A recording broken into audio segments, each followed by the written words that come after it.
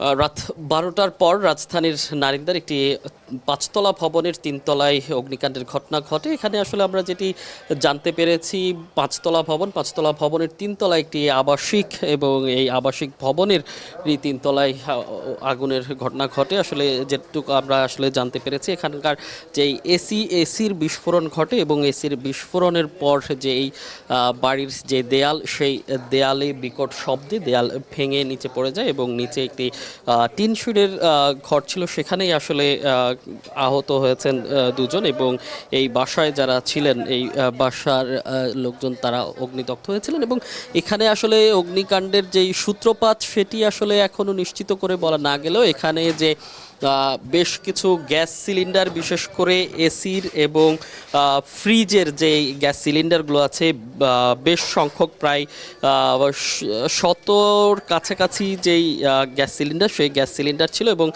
সেখান থেকেই আসলে বিস্ফোরণের সূত্রপাত বলে এখানকার স্থানীয় যারা আছেন কিংবা যারা দেখেছেন তারা বলছেন। এবং শুরুতে প্রথম পর্যায়ে আসলে স্থানীয়রা তাদের চেষ্টায় যে আগুন সেটি নিয়ন্ত্রণে আনে, পরে আবারও আগুন দেখা যায়। তারপরে ফায়ার সার্ভিসের দুটি ইউনিট আসে, এবং ফায়ার সার্ভিসের দুটি ইউনিট এখন পর্যন্ত কাজ করছে, আগুন নিয়ন্ত্রণে আছে। এখন আসলে যেইভাবে আগুন, সেই আগুন দেখা যাচ্ছে না, কিন্তু এখন যেই ফায়ার সার্ভিস তারা তাদের যে কাজগুলো সেগুলো করছেন, তারা আগুন নিয়ন্ত্রণে এনেছেন। এখন যে অন্যান্য কাজগুলো সেগুলো করছে। তো আমরা এখানে একজন স্থানীয় সাথে যদি একটু কথা বলতে চাই, যে আঙ্কেল এখানে আসলে কি হয়েছিল এবং কয়টার দিকে কি হয়েছিল? হ্যাঁ, এখানে আসলে 12:30টার দিকে আমি সব এই বাসায় ফিরে যখন একটু জামা কাপড় ছেড়ে মাত্র বসেছি চেয়ারে, ঠিক এইরকম টাইমে আমার পাশের বাসা থেকে এমন একটা বিকট শব্দ হলো। প্রথমে ছোট্ট একটা শব্দ হয়েছে, কিন্তু এরপরে যে সাউন্ডটা হলো, এটা আমার মনে হয় যে আমার জীবনে আমি কোনো রকম এরকম সাউন্ড পাইনি। তো এরপরে আমি তাড়াতাড়ি জানলার কাছে গেলাম, যে দেখি পাশের বিল্ডিংয়ে এমন দুইজন মানুষের শরীরে আগুন জ্বলতেছে। তো আমি চিৎকার করে বলছি যে আপনারা তাড়াতাড়ি বের হন, নিচে বের হন, হসপিটালে যান। কিন্তু ওনারা এত সাহসী আসলে, যে ওনার নিজের আগুনগুলো নিজেরাই নিভানোর চেষ্টা করছে, এবং তারপরে ওরা কি করছে, ওই বিভিন্ন জায়গা খুঁজতেছে। তো আমি বলতেছি তাড়াতাড়ি বের হন, কিন্তু বের হচ্ছিল না। এরপরে আমি খেয়াল করলাম আসলে যে ওনার যে বিল্ডিংয়ের যে ওয়ালটা আছে, এই ওয়ালটা একদম ওই শব্দেতে ধসে পড়ছে। পাশের যে একটা বার টিন শেড ছিল, ওই টিন শেডটা একেবারে সম্পূর্ণ ভেঙে গেছে।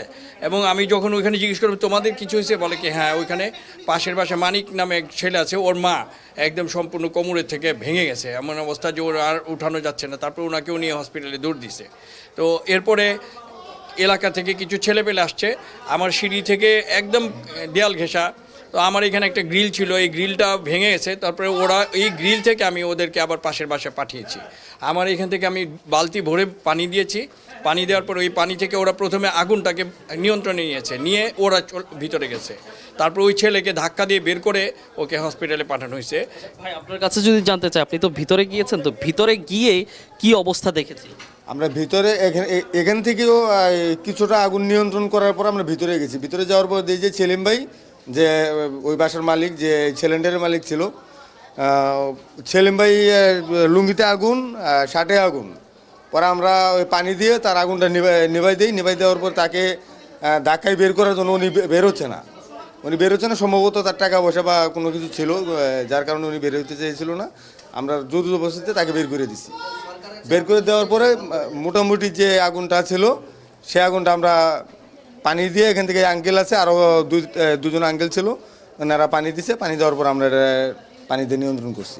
ধন্যবাদ। আসলে যেটি বলছিলেন যে তারা আসলে যখনই আসলে বিকট শব্দ পান, এবং তারপরেই তারা এখানে আসেন, এবং পাশের যে দেয়াল, সেই দেয়ালের পাশে যে একটি গ্রিল ছিল, সেই গ্রিল ভেঙে তারা আসলে আগুন নির্বাপনের চেষ্টা করেন, এবং আগুন নিয়ন্ত্রণে প্রাথমিকভাবে নিয়ে আসেন, এবং তারপরেই তারা ভিতরে প্রবেশ করে সেখানে যারা অগ্নিদগ্ধ হয়েছিলেন, সেই অগ্নিদগ্ধ ও যারা হয়েছিলেন তাদেরকে উদ্ধার করে পরে স্থানীয়ভাবে জাতীয় বার্ন ইনস্টিটিউটে নেওয়া হয়। সেখানে আমরা এখন পর্যন্ত যেটি আসলে জানতে পেরেছি, এক নারী সহ 3 জন ভর্তি রয়েছেন, এবং তারা চিকিৎসাধীন রয়েছেন। এখন শেষ মুহূর্তে আসলে যেটি দেখা যাচ্ছে, যে ফায়ার সার্ভিসের কর্মীরা রয়েছেন, তারা বাসার ভেতরের যেই অবস্থা, সেই অবস্থা দেখছেন, এবং এখানকার যে আসবাবপত্র থেকে শুরু করে যেসব জিনিসপত্র আছেন সেসব সরিয়ে নিচ্ছেন। বিশেষ করে এখানে যেহেতু আসলে বলছিলাম যে এসির এবং ফ্রিজের যে গ্যাস সিলিন্ডারগুলো ছিল, ছিল সেই সিলিন্ডারগুলো সরিয়ে নেওয়া হচ্ছে এবং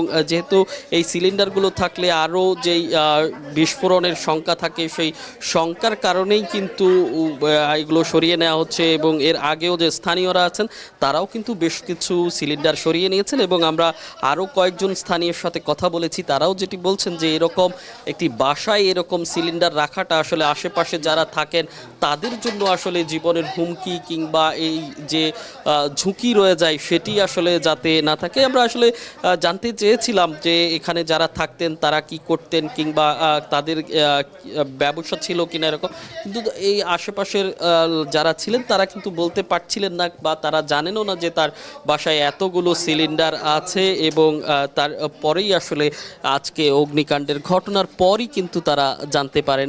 আপনি দেখতেই পাচ্ছেন যে এখনও বেশ কয়েকটি সিলিন্ডার বের করা হচ্ছে এবং এই সিলিন্ডারগুলো বের করে নিরাপদ স্থানে নিয়ে যাওয়া হচ্ছে এবং এই কাজটি করছে মূলত ফায়ার সার্ভিস এবং আমরা দেখেছি যে পুলিশের সদস্যরাও এসেছেন এবং তারাও এই যে উদ্ধার কাজ সেটিতে আসলে কাজ করছে। বিশেষ করে আসলে বেশ ভিতরে হওয়া এবং সরু গলি ফায়ার সার্ভিসের পৌঁছাতে সময় লাগে এবং ফায়ার সার্ভিসের যেই গাড়ি সেই গাড়িও আসলে এই ভেতরে আসলে প্রবেশ করতে পারছে না, ফলে দীর্ঘ পথে পাইপ দিয়ে আসলে পানির যে সূত্র সেটি আসলে খুঁজতে হয়েছে। সব মিলিয়ে আসলে যেটি আসলে এখনও আমরা দেখছি যে এই যে খাটটি আসলে ধ্বংস হয়েছিল সেই খাটের নিচ থেকে এখনও বেশ কয়েকটি সিলিন্ডার বের করা হচ্ছে এবং এই সিলিন্ডারগুলোর কারণেই কিন্তু মূলত ঝুঁকি এখনও এই যে বক্সে করে, অর্থাৎ এখানে যে উনি ব্যবসা করতেন যে সিলিন্ডারগুলো সেই সিলিন্ডারগুলো কিন্তু বাসায় রাখা হয়েছে, যার কারণেই কিন্তু এই অবস্থা এবং এরকম